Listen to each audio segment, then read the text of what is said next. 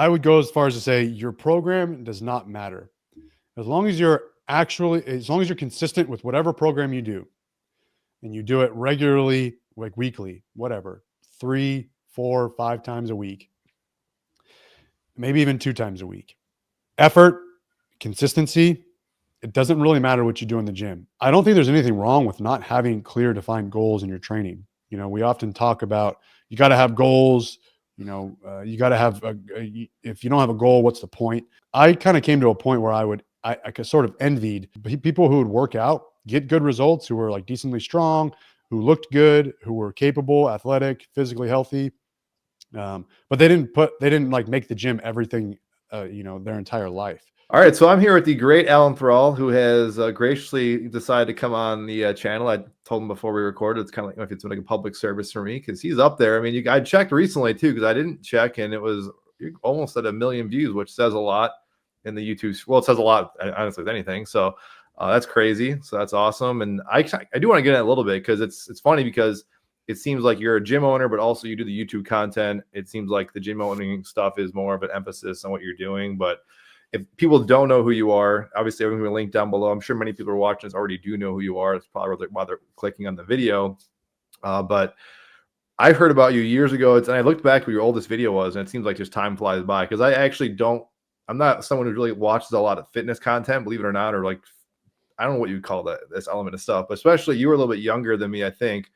I'm just ballparking. You're probably maybe 10 years younger than me, maybe.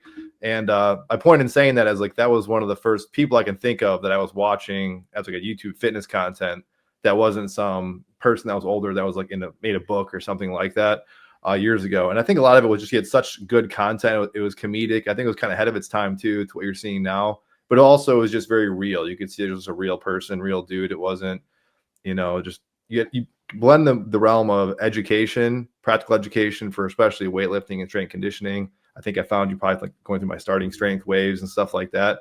But primarily what I love about you now is you share that honesty throughout your channel and you talk about, which I think most people go through, but few people want to admit, of how your training kind of evolves and how you kind of adapt to your training along the way. People can kind of watch that journey. So long rant there. I just want to say I highly respect what you're doing. Awesome guy. I hope people watch the channel and get a lot of informative video, also a lot of comedy out of there. But how would you kind of describe yourself and introduce yourself to people who don't know who you are?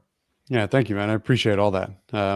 So I own a gym called Untamed Strength. It's in Sacramento, California.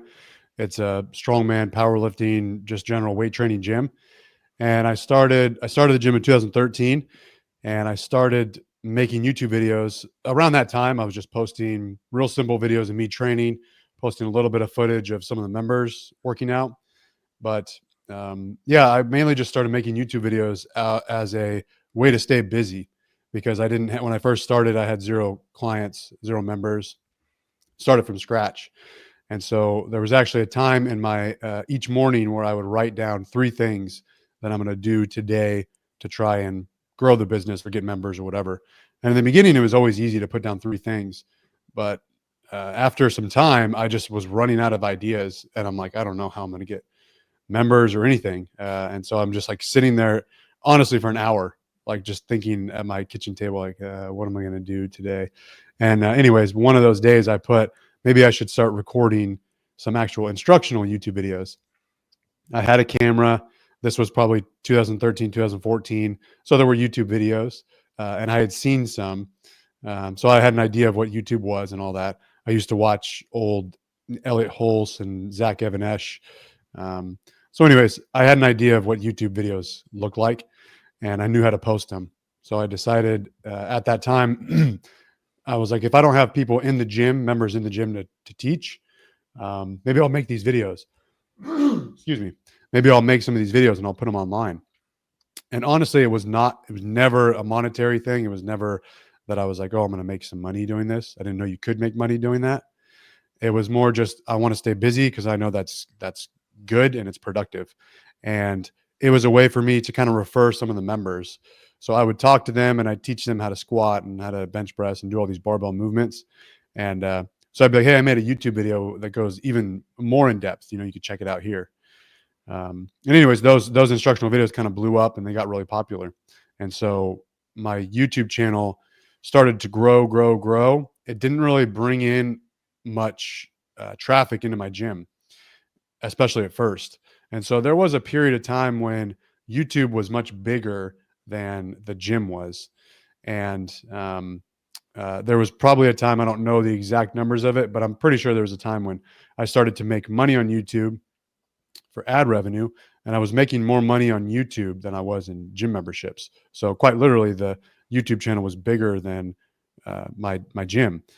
With that, I never considered myself a YouTuber over a gym owner. I was always wanted to be a gym owner at, first and foremost.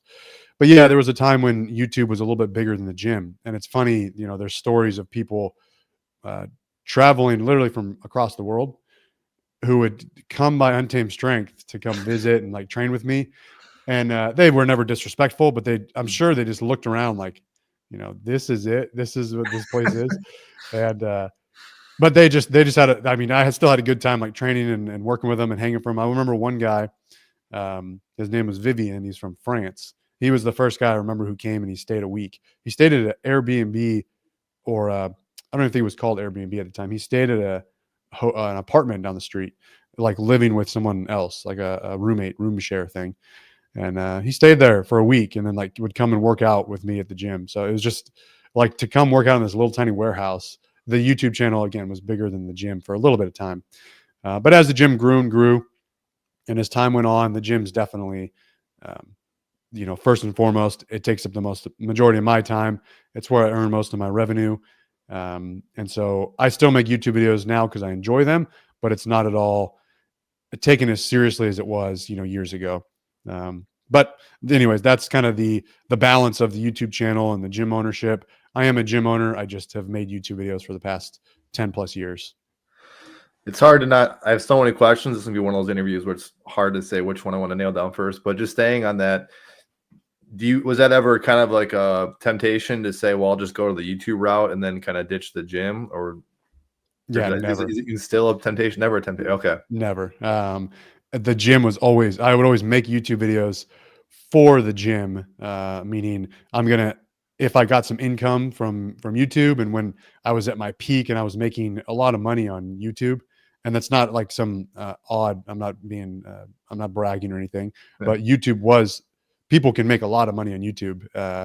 And it can earn a great living. And so when all that money was coming in, it was never like, I never for once thought, man, maybe I should just run with this. It was like, yes, more equipment for the gym, or like, whatever it was. So it always went back into the gym.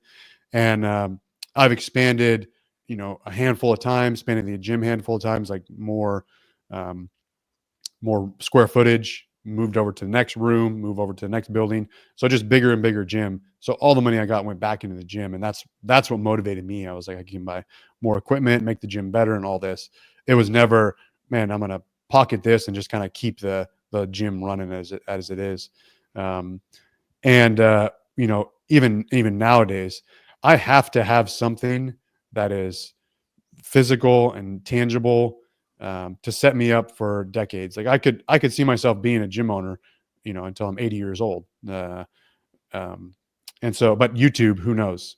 Even with myself, someone who's put a lot of effort into YouTube, uh, I make a tiny fraction of the money that I used to make, and I get a tiny fraction of the views I used to get. So if I was just to bank on that, it's so short lived, especially with how fast social media is growing.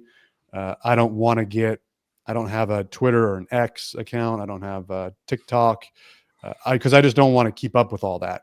And so there's going to be a time when YouTube or social media is kind of phasing people out. You get phased out. I want to have something here that I can work on, and for me, that's the gym. That's And awesome. I don't know that I would ever want to be a full-time YouTuber again, just because I might spend 10 or 15 years, spend my whole 20s and 30s on this social media thing. And then by the time I'm 40 and irrelevant, it's like, oh, wow, I have nothing, no credentials. I have nothing, no resume, like I would rather, maybe I should just have a trade on the side and be a carpenter or something, and then do YouTube as a side thing, so that when YouTube is gone, I can actually still have some skills. So that's kind of how I view it. I've never wanted to jump ship and do YouTube only or any social media only. So smart. I mean, I think that was one of the last questions I was going to get into is if you even like, because I get the vibe from you that, and I'm sure it's a whole nother level. I mean, you own a gym, so you're dealing with people all the time, and people are generally always great people, but there's some, you shared some stories about, the wackiness of people that can come in the gym, what that's all about. But then social media is a whole different animal, and I can only imagine when you get to your level of almost a million subscribers, and you have people going back retroactively looking at certain videos, and especially talking about training, and that's like a religion in itself for people, and the stuff you must hear. So my question was, how do you deal with social media? Do you like it? Do you like navigating? You kind of answered that a little bit, but obviously there's pros and cons to it, but just how do you feel about that in general? Yeah, I like being a part of it, but not being too, engulfed in it. I really don't look at comments. I really don't answer comments. Every once in a while, like if I post something on, rarely YouTube, but sometimes on Instagram. Instagram, I feel, is more personal. I tend to get people commenting that are like commenting to me, but YouTube can be totally random. It could be anyone just, leaving hateful or spam comments. So the type of comments are different. But anyways, I don't really pay attention to comments. Maybe if I post something where I want to answer some questions, I'll look at comments and answer. But for the majority, if I post out a video, whatever the topic is, I usually set it and forget it. I don't even go back to look. I'll see eventually, but I don't go back to look. How's this video doing? How many people are watching it? Is this a popular video? Because I just view it as, I want to make this video. I'm going to post it. Um, where there was a time when I was kind of making videos because I knew they would do well. Mhm. So I don't do too much of the social part of social media. I don't really look at comments. I consider myself pretty level headed to not take comments too seriously or not put too much weight in each comment. Because it is, no matter how long you've been doing this, it is discouraging to see hateful comments or people challenging you just to challenge you, or telling you you're an idiot, or that this and that, or commenting on how you look or whatever it is. So even that like gets to me, not so much that I see it and it like ruins my day, but it's just, I just, think, like, throw my hands in the air, like, God, what is this person's problem? So it's just hard not to skip over like negative comments. Um, and yeah, I personally think that social media nowadays is sort of an adult pacifier, and everyone just has to um, spill out, all of their emotions and their thoughts and feelings on every single topic, on everything that happens throughout the day. Oh my God, I got a flat tire today, and I'm going to talk all about it.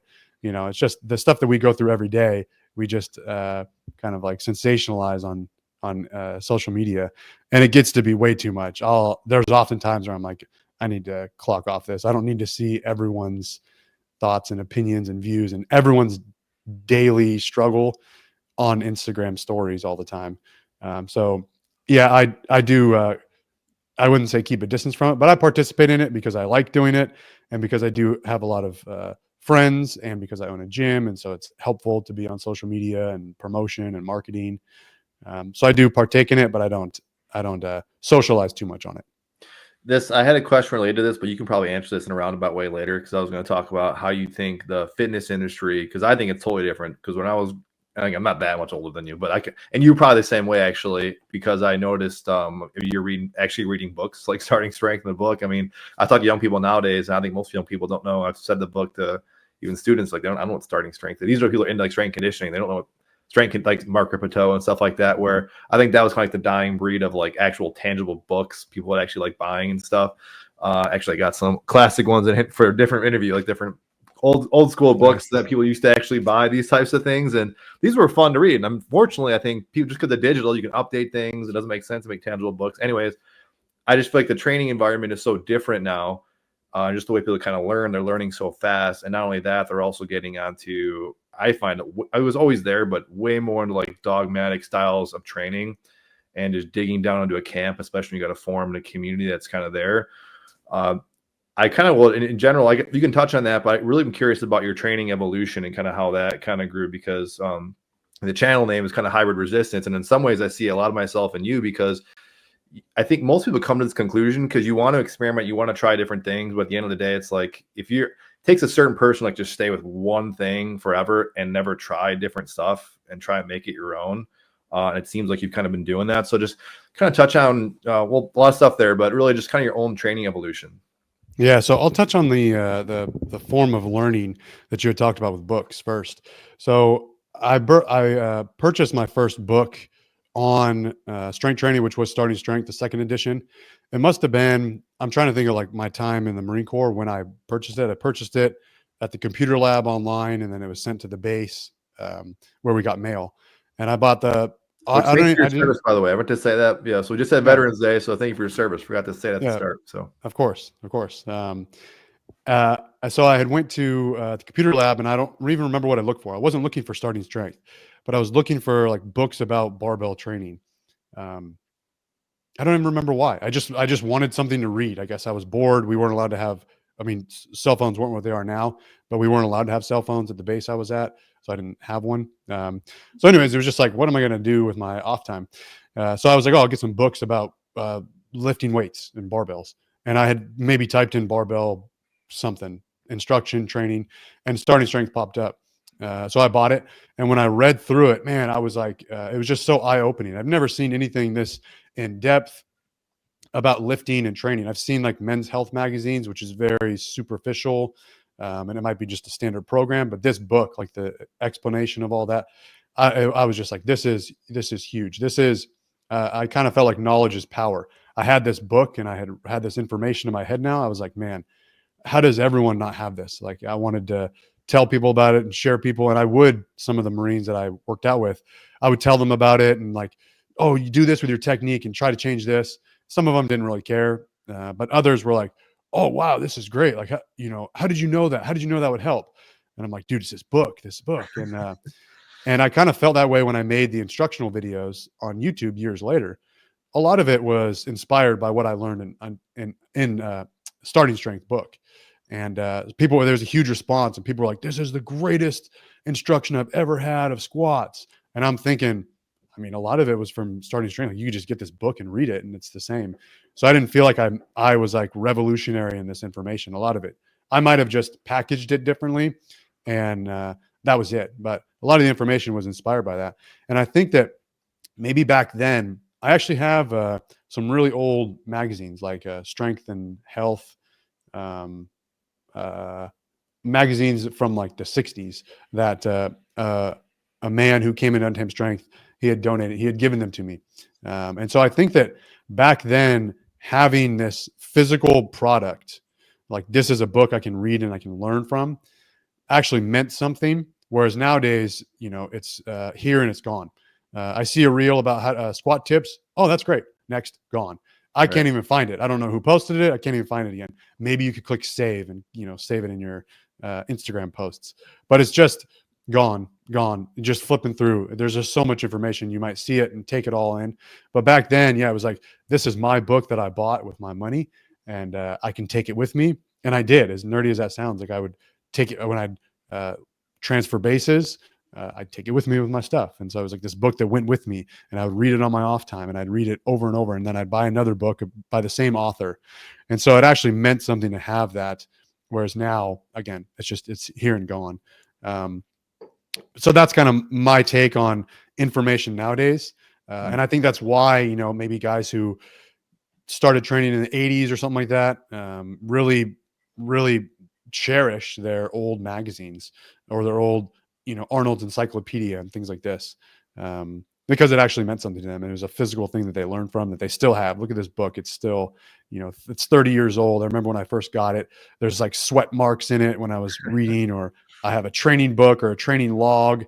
There might be a coffee ring, on the book from my coffee working out in my garage.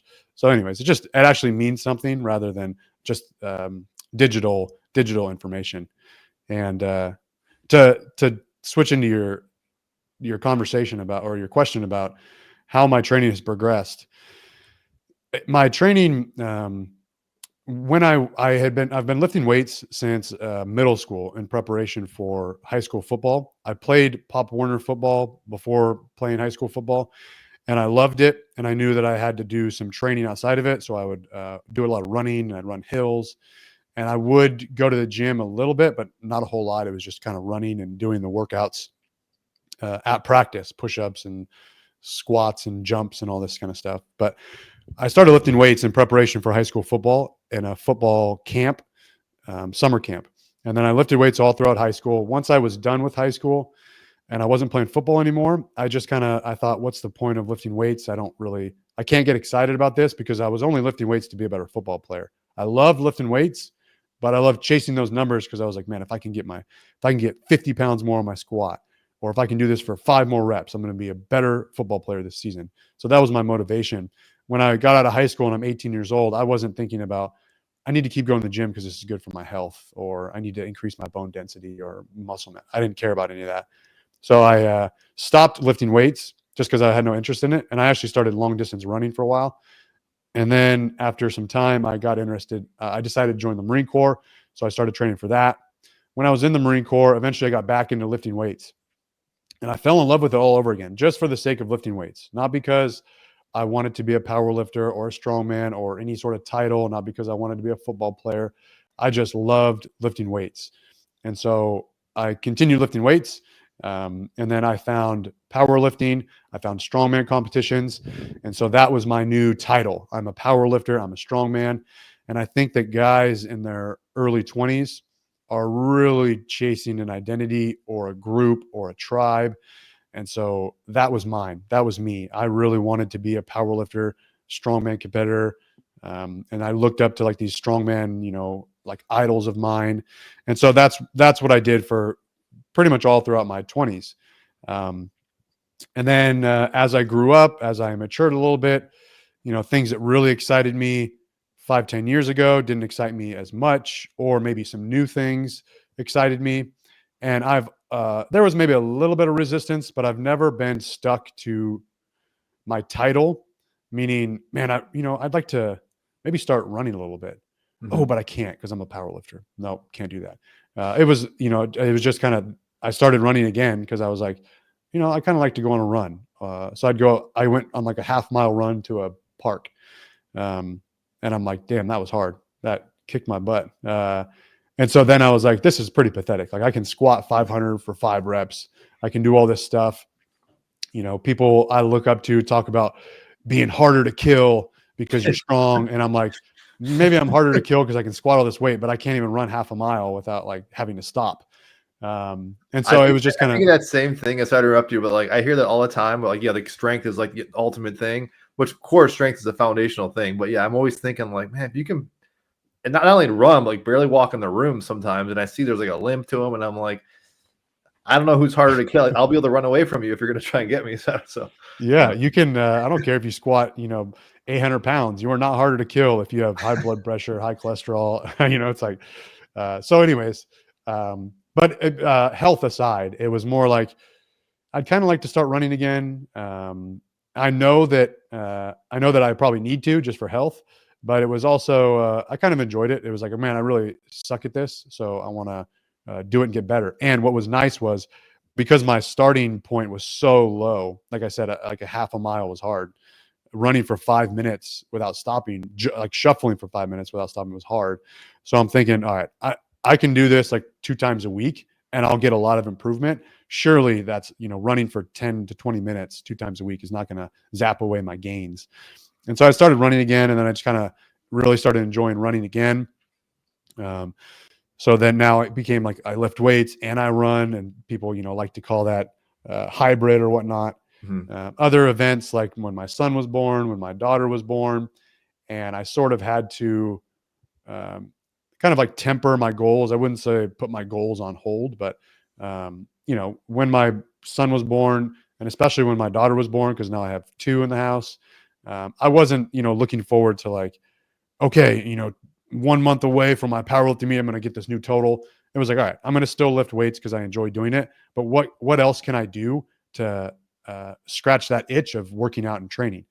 Okay, I can do push-up workouts. I can do a calisthenics workout in my garage. I can do squat jumps and burpees.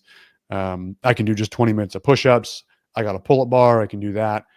I can, even though I have a barbell as well, I can just maybe just do some higher rep stuff with lighter weight. So it was just trying to figure out ways to still train that wasn't specifically 1 rep max powerlifting. And So that's kind of the evolution of how my training has changed. It's always been lifting weights and resistance training.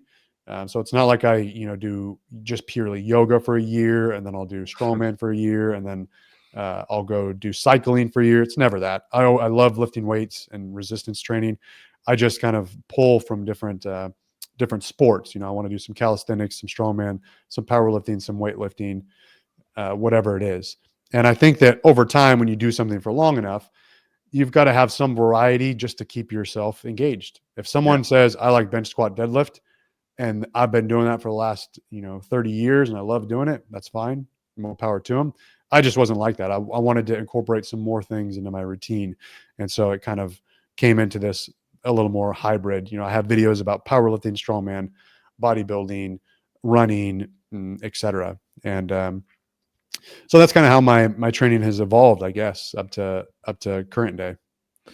That was awesome. I think you brought up a good point too, which I mean, not to say everyone doesn't have kids that can't relate to this, but just being busy, if you have just work and stuff like that, where I think a lot of times, especially when the lockdown stuff happens, that was a training evolution, but was lost the gym. So now they're kind of limited with what they can have.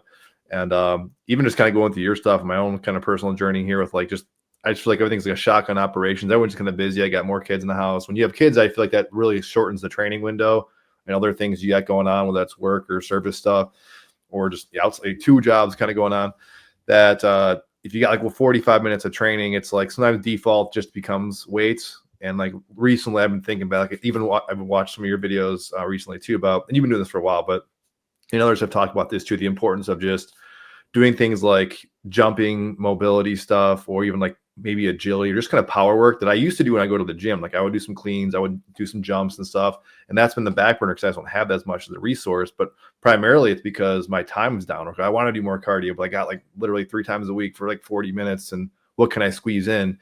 So I think that's a good point. Is just sometimes you're adapting not just the tools and the resources, but just obviously the available time.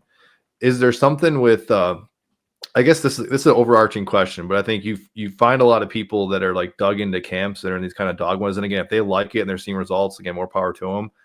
My whole thing is that people are dug in and you realize they're beating their head over something that they could almost they want to try something else. Well, I'd love to go out for a run, or I want to do some jumps or do some agility stuff, go outside and push the prowler. But but that's not part of my program. How do you work with people who maybe want this kind of, well, 2 questions. How do you work with somebody who is just kind of wants a program, but also wants to be kind of flexible, if that makes sense? Yeah, I think that'd be the easiest for me to program for. Well, I shouldn't say that. I think the easiest to program for would be someone who just has this clear, defined goal. Right. If they say, I want to do a powerlifting meet in 4 months. I'm like, all right, this is exactly what you need to do. So there's not a whole lot of variation. But as far as someone who just I just want to work out, I'm going to ask them, what are some things you enjoy doing? Honestly, if they're a big, heavy individual and they want to lose some weight, I'm not going to have them do a bunch of pull-ups, a bunch of body weight stuff. I'll kind of work around that. But if they do have maybe a gymnastics background, I work with one lady who she did dance. And so she likes, calisthenic stuff. So I'll put more of that in there. But yeah, it's really kind of meeting them where they're at. Do you have a little bit of knowledge of Olympic weightlifting? Let's do some of that. Just to kind of keep things exciting for them, but still have a good program that's actually productive. So really depends on the individual. But I think that someone who doesn't have clear defined goals, and this is something I've wanted to make a video about when I get some time. I don't think there's anything wrong with not having clear defined goals in your training. We often talk about you got to have goals. You got to have if you don't have a goal, what's the point? I kind of came to a point where I could sort of envied, I wouldn't say casual gym goers, but people who would work out, get good results, who were decently strong, who looked good, who were capable, athletic, physically healthy. But they didn't make the gym everything, their entire life. And I sort of envied their ability to just come in the gym, to train, enjoy it, get out and move on with their life. Whereas some people, even myself included, years ago, I just put so much weight into what I was doing in the gym, meaning so much effort and attention into it. I'm gonna eat this, this, this, and this so I can lift more weight in the gym. I'm not going to do this so I can rest, so I can go to the gym. And when I go to the gym, I need to hit these numbers. And if I don't hit these numbers, I'm going to be pissed off, and it kind of ruins my day. And so just it's almost a fragile mindset to have that all or nothing attitude when you go to the gym of like, this is the most important thing ever, because when it doesn't go your way, then it just kind of ruins everything outside of it. And especially when I was a new dad, I just had to be able to change gears. Go into the gym, do my workout, and then leave. And my goal was to feel better after the workout, not feel worse, not feel demotivated, not feel frustrated, not feel angry. Why wasn't, oh my God, I'm losing so much strength. Why couldn't I hit these numbers? I had to be able to kind of switch it on and off. And so that was another reason why I adjusted my training. Anyways, I don't even know if that answered the question. No, that was good. And I think I've seen you kind of do something like this because, again, correct me if I'm wrong here, because I'll be catching a different time frame when you were in your training evolution here. But I kind of found myself doing something that was, I call it like intuitive and kind of conceptual, but still had like a program where I wasn't, if I'm following something that was like a linear periodization, like having a starting strength or 5-3-1 is something I like. Those kind of loose. You could do a lot of stuff with that, where you hit basically log some strength numbers, but then the rest was just I do whatever. And that was kind of a default template, which is basically go to the gym. I'll do the heavy whatever it was, if it was a squat or bench or whatever first. I'd kind of check that mentally, and then I'll just go do whatever.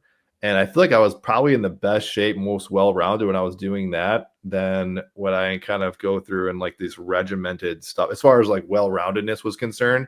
And then I forget, years, and this is I'm just slowly getting back to like lifting weights with more reps and with more volume and stuff.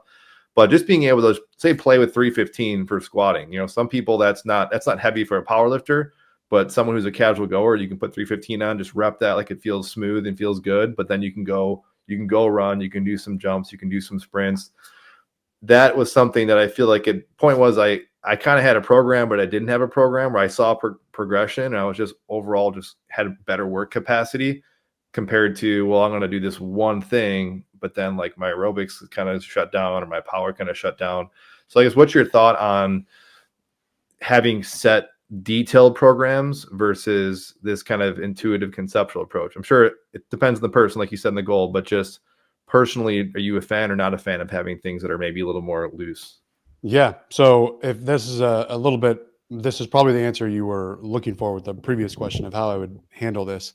But there are times when I'll do for a client, I'll program like an AMRAP set, or maybe not so it might be a certain weight range, do it for as many reps as you can, leave one rep in the tank.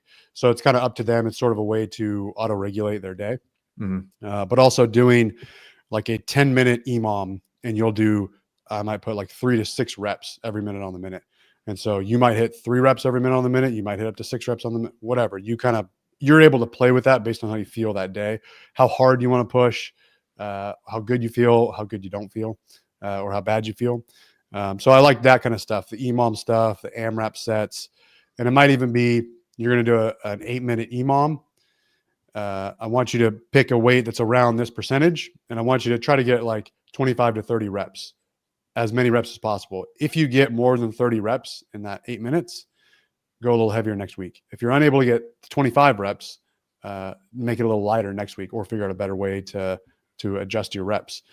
So I like putting the ball in their court to say, this is the workout.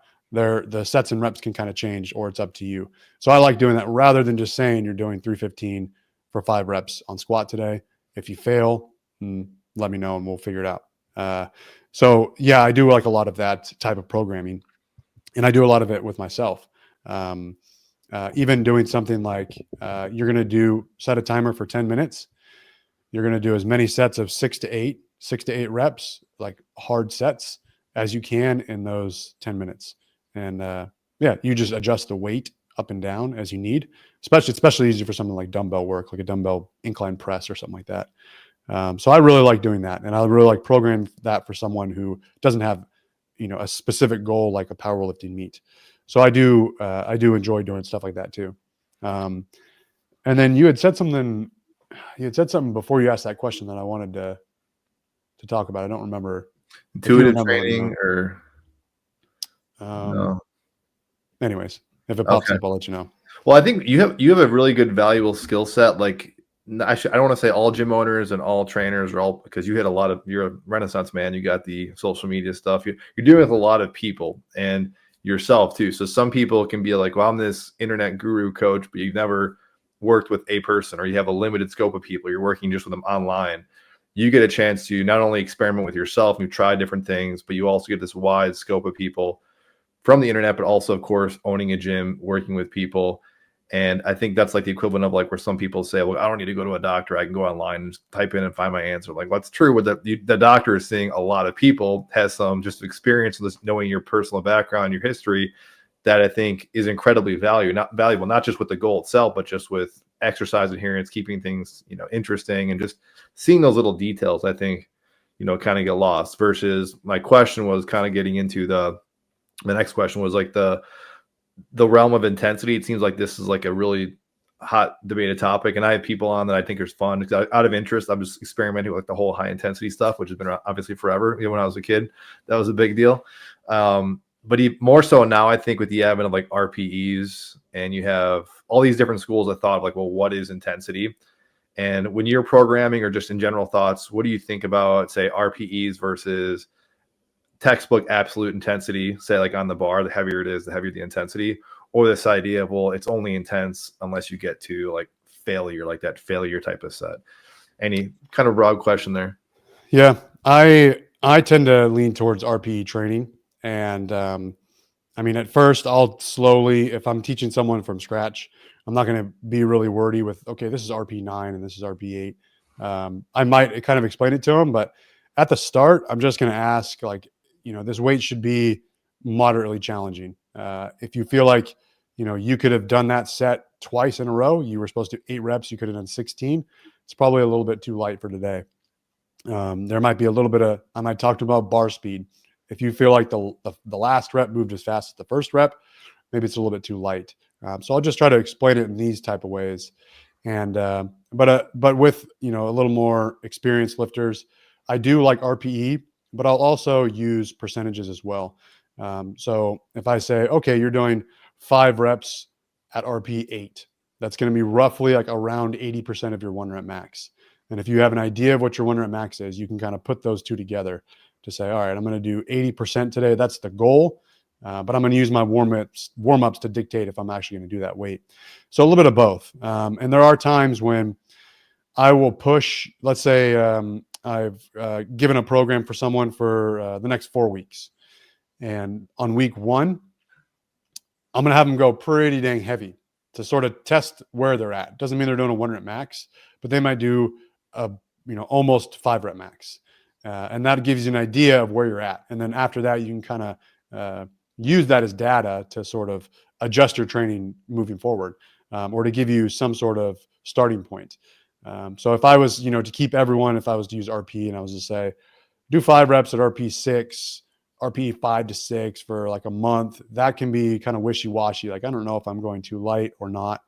But when you give them a really heavy set, and then the next week they kind of just use that to guide their weight selection, I think it's helpful. So I will use RPE as well as percentages for strict barbell stuff. Like when we're talking bench press, deadlift, overhead press, and squats, particularly.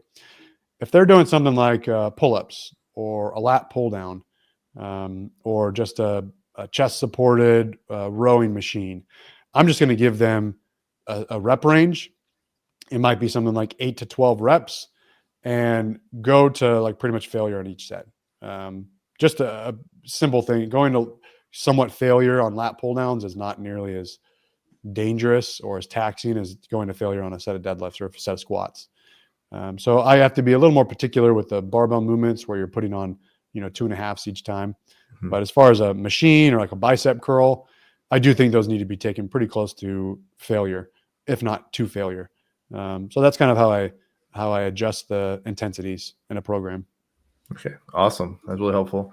I got a lot of people on the kind of watch the channel and that are into home gym equipment and stuff like that. I know you got a kind of home gym setup too.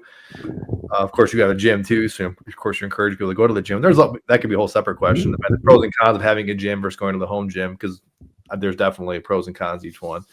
But we'll just staying on the home gym equipment. Is there any kind of essential home gym stuff you would recommend to people? Let's say they got like a single car garage and they're working with, they can deck that out. Is there any kind of essentials you'd recommend? Of course, it's dependent on the goal, but what might be the most like well-rounded scope of stuff so they can kind of do a little of everything? I'm going to say a barbell and some plates. You can do so much with a barbell. It doesn't mean you need to be trained like a power lifter, but you can do front squats, back squats. You can do Zercher squats. You can do lunges, stationary lunges, walking lunges. You can do step ups. You can do overhead press. You can do bench press and a bunch of different bench press variations. You can do rows. There's just endless amount of stuff you can do with a barbell. You could put it in the corner of your garage and do one arm stuff. You can do a bunch of unilateral stuff. So I think that barbells, especially for me, would be first and foremost. You can get a bar, you can get a brand new, perfectly good bar for $300, or you can get a used one for $50 to $100, whatever. If you're not very strong, it doesn't matter. Just get a barbell that holds plates. So that's what I would say first and foremost. That's what my garage was for a long time, was just a barbell and some plates. And honestly, you don't even need a squat rack or squat stands. You can, if you're just starting out, you can just pick the barbell up, put it on your back, and then do some squats. If that's too light, do some lunges or some split squats. There are so many exercises. I could go on and on about what you could do with a barbell. There are a lot of exercises you could also do with dumbbells. However, dumbbells can't be scaled like a barbell. You would need a full set of dumbbells, or at least maybe 5 pounds up to 50 pounds, to get nearly the same benefits you would as a squat. And then once you get to the 50 pounders and you're able to do like a goblet squat with those, at that point you're stuck. So you need more dumbbells. So I don't think dumbbells are as practical. Same with kettlebells. But honestly, if I couldn't use a barbell, I would probably get like a set of 20-pound dumbbells, and then a set of like 50 to 60-pound dumbbells, and then a set of 100-pound dumbbells.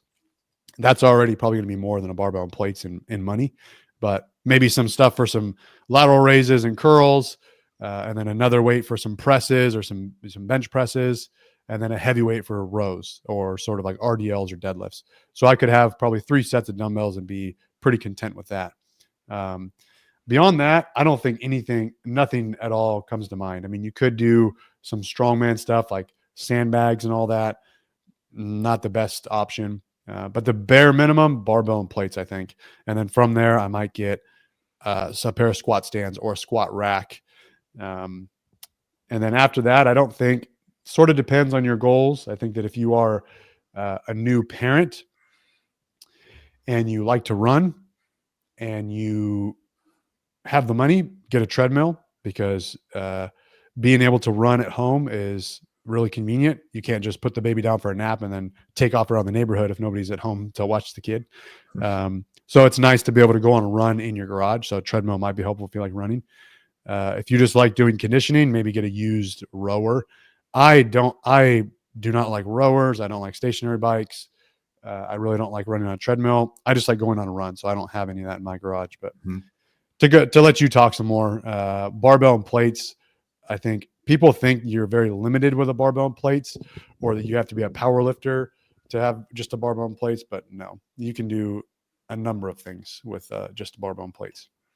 This is kind of a related question, and you could even goes into about just owning a gym and what you're kind of seeing there, because I know you got probably a wide demographic, but I've been kind of hitting this question to a number of people, and actually future videos, people will see this, but I have a lot of people on the channel that because I do like using resistance bands, and I use resistance bands. I have a lot of people jump on the channel when there's a resistance band video. They kind of jump on that, and I've had a conversation with somebody. I'll stop there. But a lot of people seem to be afraid that somehow free weights, as you get older, we'll say 40 plus, 50 plus, is somehow bad for them, or you're going to get hurt somehow.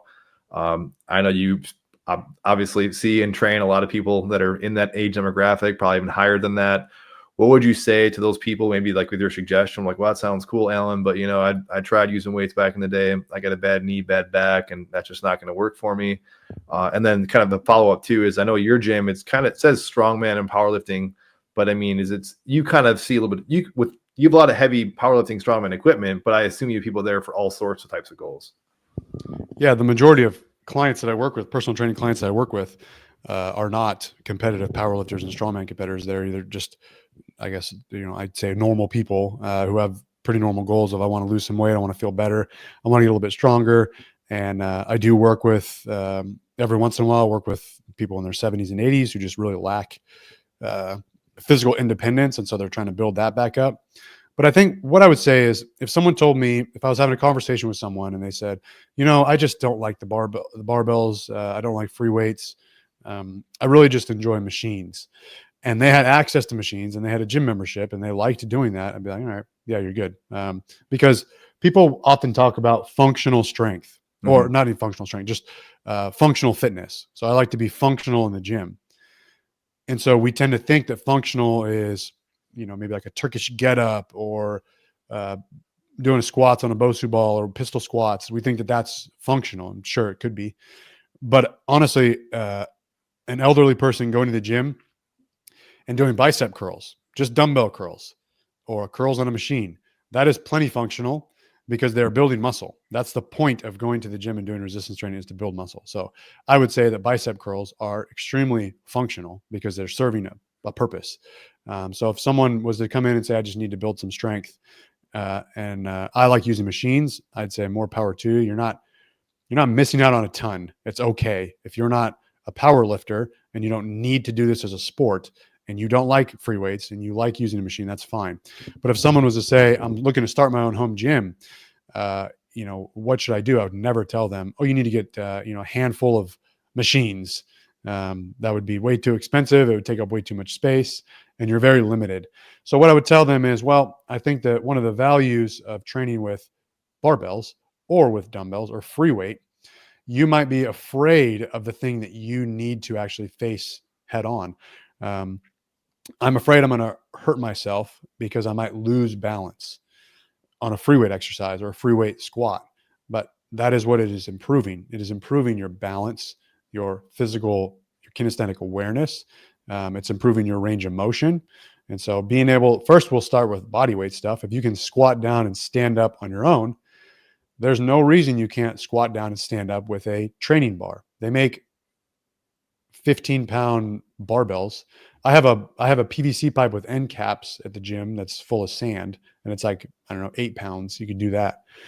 So if you can go through these basic human movements, I can bend over and pick something up, pick up my shoes off the ground, then you can do a deadlift. It can be scaled down to meet you where you're at. If you can squat down and stand up at a chair without using your arms, you can do that weighted.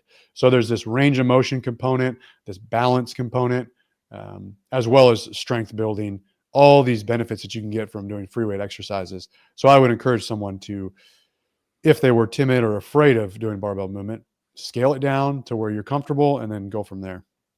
Perfect. And then this is a loaded one, so I'll see if you can answer this one. If someone just said, like, I want the best program. I want to look, okay, and you're in great shape, by the way. So I'll be flashing pictures here. I mean, you're jacked and shredded, lean, mean. There's something else in there, but I can't think the rhyme. I'm not Hulk Hogan. Blushing. Yeah. So yeah, you got the total package, and people are saying, like, I want to do what Alan's doing. I want to lift some heavy weight. I want to look like a bodybuilder, keep myself lean, have some performance elements to it. I think most people, 90+% of people, when you ask people, that's kind of what they're looking for. They want to feel athletic. They want to look athletic. They want to be able to perform. They're not looking to be a power lifter. They're not looking to be a competitive bodybuilder. What would something, of course, there's a lot of details, little individual stuff in there, but what would something like that look if we're putting some pieces together? All right. So I'll answer, save that question because I'll probably forget and have to come right back to it. Okay. But what I would say is, if you are just wanting to be healthy and, look good, be physically capable, you don't have grand goals of, like, I want to squat 600 pounds. You just want to look good. And you want to be healthy. And again, be capable, physically capable and independent. I would go as far as to say your program does not matter.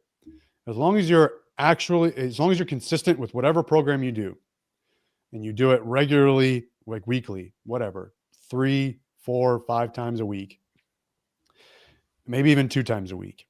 You do that regularly, you actually put forth some effort. So you actually try. Doesn't mean you need to kill yourself in the gym, but you're actually trying every time you go to the gym.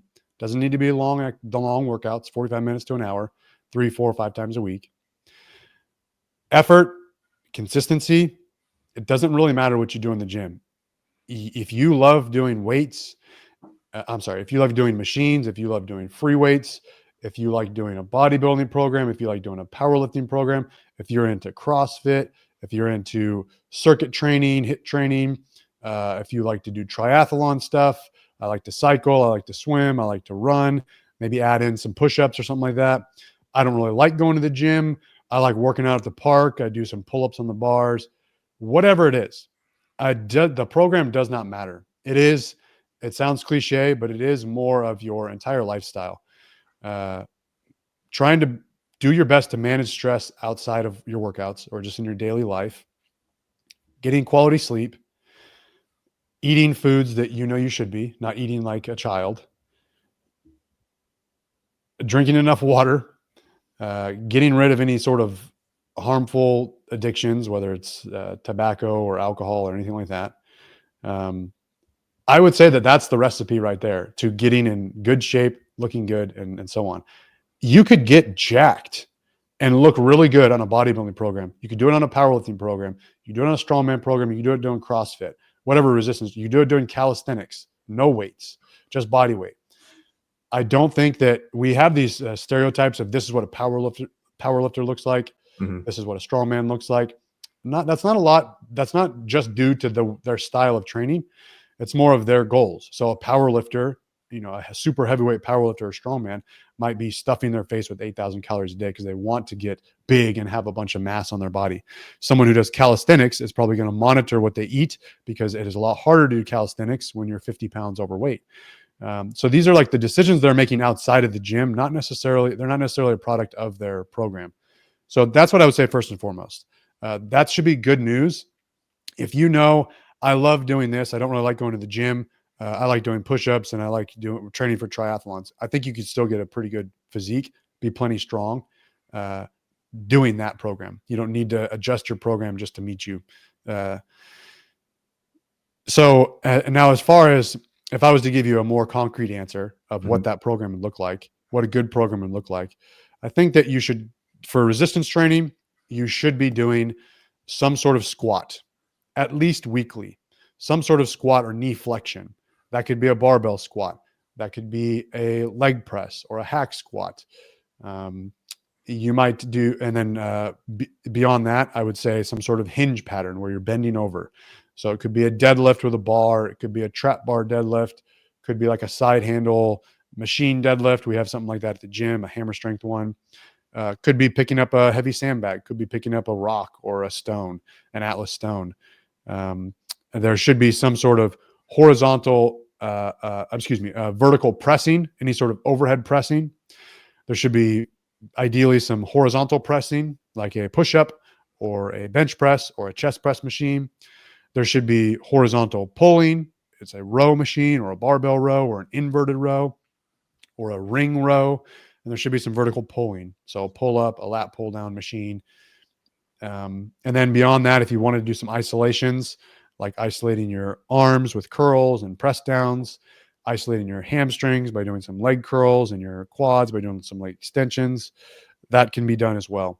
And then after the weight training, I think there should be 2 to 3 times a week, some sort of cardiovascular training. And that cardiovascular training should be rotate between 3 intensities: hard, medium, easy. That can be long, slow distance. That can be intervals of going really hard and then tapering it back down, and then hard and tapering it back down. Or it can just be at a medium, whatever. It's a blank canvas. You write what you want. So that's kind of how a good program, I would say, would look like. That opens up a lot of options. We covered a lot of good, valuable information. I want to respect your time. Never done this before. I always like these. These are just really stupid, not original, bullet point, rapid fire questions. Okay. And they're nothing that cool, actually. But these are just it's all good. I'm a simpleton. Okay. Okay. All right. So favorite show, TV show ever? I don't watch I knew you're going to say you don't watch TV. Once you have kids, you don't watch TV anymore. That's kind of like, that's gone. But yeah. I guess there's a couple reasons I don't watch TV. I do try to stay busy throughout the entire day. I don't like my kids will watch TV or they'll Yeah. watch movies. But I like if the sun's out and it's a decent day, and they're watching a movie, like I'm gonna take them away and we're gonna go do something. But also, I have this ability to fall asleep at any point in the day, anywhere I'm at. I wish I had So that. if I sit on the couch, I sleep pretty well at night. If I sleep on, I'm sorry, if I sit on the couch to watch the show, I'm gonna fall asleep in 2 minutes. I'm jealous. So I just try not to sit down and do nothing. You can't give me during any that. show though. I knew you were gonna say that. For some reason, when I asked him, he's gonna give me nothing on this one. You got any classic show back in the day, even if it was a rerun show? No. You got nothing. So That's I used to. So before I joined the Marine Corps, I would always watch the Food Network because I okay. loved cooking. All right. I was almost like me watching fitness content now. Like, oh, it's just a hobby I like doing. I like to learn about it. It was the same. Like, I just loved cooking at the time, and I still love cooking, but I don't watch the Food Network. But I Makes would sense. watch Food Network shows. So whatever shows were like, Bobby Flay shows and diners, drive-ins, and dives. Like, I would just watch just stuff like that. Okay. But I've talked about it many times with people. I've never watched any Netflix series. I've never seen Game of Thrones or Breaking Bad or what was the motorcycle one? I don't even know. I'm motorcycle- like you. I don't watch any. motorcycle I used to game. like Seinfeld, but otherwise I don't watch any TV. But yeah. Yeah. So Yeah. yes, I have seen. Growing up, I watched Yeah. TV. So yes, like I like Seinfeld. But yeah, I don't have any shows that I'm like I can talk about. Okay. All right. We'll get to food in a second. Favorite movie? You've probably seen a movie or two at least. Rocky. Yeah. Okay. Rocky. All right. I would say Rocky 3, but the whole Rocky trilogy.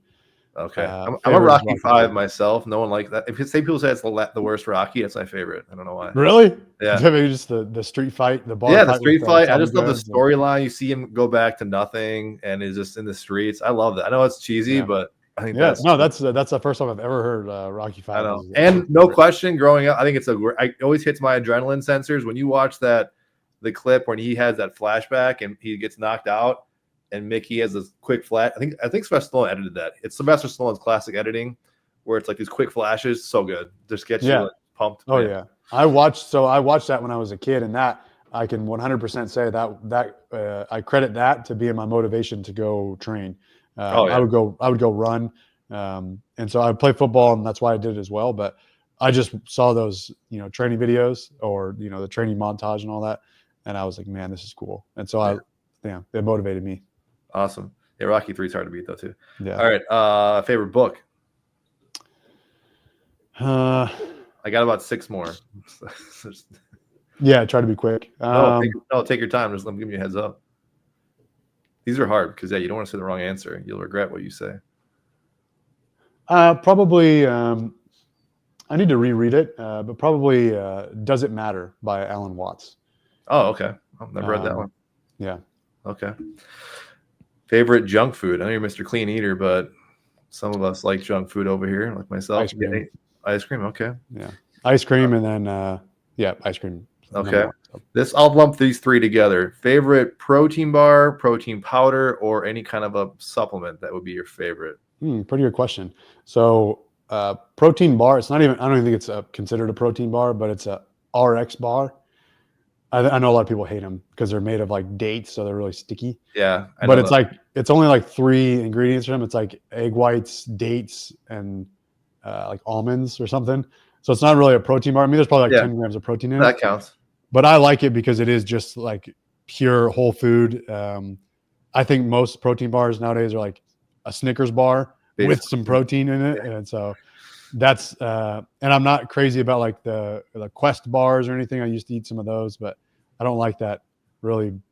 You don't see those RX bars as much as I used to. I know they got bought out by some company years ago, but I ate myself too many of those and I just can't eat them anymore. But I used to like to. Yeah, I'll eat like I don't know, sometimes 1 a day, like as a snack. But I like the RX bar, and then protein powder. So I'm not big on supplements at all. I don't use supplements. I can read your mind. I knew you were going to say all this stuff.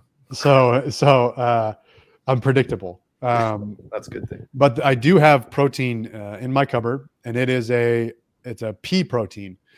And the reason I like it so much the reason I take it, I rarely drink just a protein shake, but there are times when I'll add it to food. So like a bowl of oatmeal, overnight oats, I'll put a scoop of protein in there.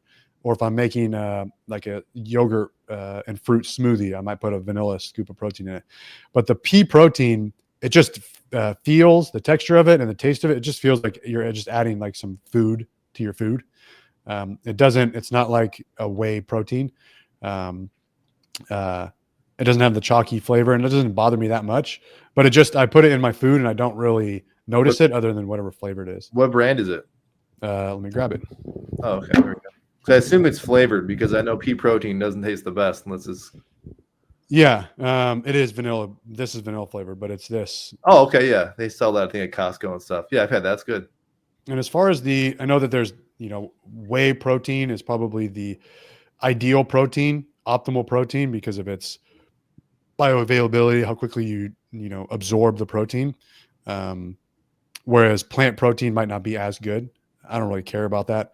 But pea protein is comparable to my knowledge. It's like the second best, bioavailable protein.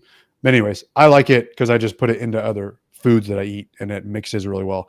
I could put a scoop of this in my water, give it a couple stirs, and it's mixed up. It doesn't like stick to the rim. It's not sticky or anything. Yeah. So yeah, that's the protein I use. And then beyond that, no other supplements. Okay. Not even creatine. No, I have taken creatine in the past and I didn't, I don't know. I just never noticed anything. Okay. And I've run out and then I just don't refill it, and probably haven't refilled it in like a couple years. Well, I like that you're so that was a question we didn't have time to get to, but I was going to ask you about the influx of all the TRT nonsense, especially with the younger demographic, and but yeah, I mean, to shortly address that, I think it's a huge marketing opportunity, and that's all that it is people running with that and people biting on the marketing. Marketing is just so good nowadays for anything that I think that's all it is. But yeah, I think you can easily say, there's a number of other things, another number of other lifestyle factors that you could optimize or fix, but majority of people don't want to, take initiative and responsibility to do that. They would just rather take this, drug. So yeah, it's pretty sad. Yeah. Maybe last two quick ones. Guilty pleasure or just something we don't know about you, and then maybe any other hobby that you like a lot to do outside of your limited time that you have. I don't want to say, I'm going to, I don't know any guilty pleasure that I don't, that I have, kept secret. I don't even know what that question means, actually. I guess, good. It was something different than maybe people that know about you. Like maybe you moonlight as a tango dancer on Friday nights. No, I can't think of anything. All right. I got nothing for you. No hobbies? Hobbies, I would say, would be camping. Okay. I like going camping with my family. We honestly, this year, it seems like we've gone like twice a month, sometimes at least once a month. Oh, wow. Okay. Sometimes twice. And so I just like, like buying little things here and there for camping, figuring out where we're going to go, kind of plan out what we're going to do when we go to this new spot. So I think that tent camping or just like campers, like you. We have a small camper. Okay. It's not like not a huge RV. It's a tow behind my truck. Okay. But yeah, we had got that, especially when my kids were young, because we would go camping in December. And so we're not going to tent camp with a, infant. Right. Yeah. So yeah, we do have it's basically just a place for us to sleep. We don't spend a lot of time in there. But California has so many different great places, going up to Tahoe, going up north to the redwoods, or down south to Joshua Tree, the desert. It's just all kinds of climates that we can go to. So I would say that doing the gym, lifting from on my own, and then just everyday stuff, the extra stuff on top of that I'm excited about doing and plan for would be camping. So I guess that would be my other hobby outside of that. Awesome. Very cool. Well, that's a good segue just to wrap up and say where people find you, so we can talk about where you said California, obviously, but you obviously have a gym. So just plug everything, gym and social media stuff. The gym is in Sacramento, California, and the website is trainuntamed.com. If anyone's listening and they're in the area. I do have, if you're just dropping by, there are day drop-ins. It's a 24-hour access gym, so you can stop by whenever you want. Can they camp in the parking Um, lot? I mean, Sure. We've had some campers in the parking lot before, not really? because they were going to the gym, because they were homeless, and so we had Oh, to okay. scare them out. Yeah. But um, and then on Instagram at Untamed Strength, YouTube, Untamed Strength or Alan Thrall, and you'll find the channel. All right. Thanks so much, Alan. That was awesome. Got to a lot of good, important stuff. I think people get something out of it. Thank you again for your time. Again, thank you for your service. And I'll make sure everyone plug everything down below. Absolutely, my pleasure. It was good talking to you. All right. Thanks, Alan.